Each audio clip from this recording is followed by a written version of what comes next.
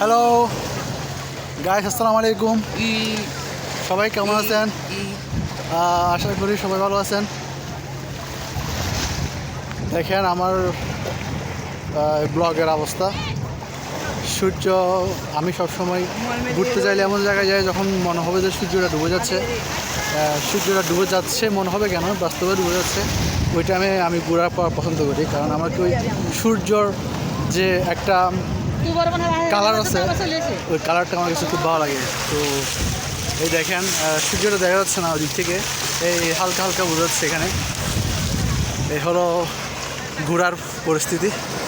সবাই দেখতেছেন এখানে অনেকে ঘুরতে আসছে, ঠিক আছে, অনেক বাতাস এখানে, পানিও দেখতেছেন।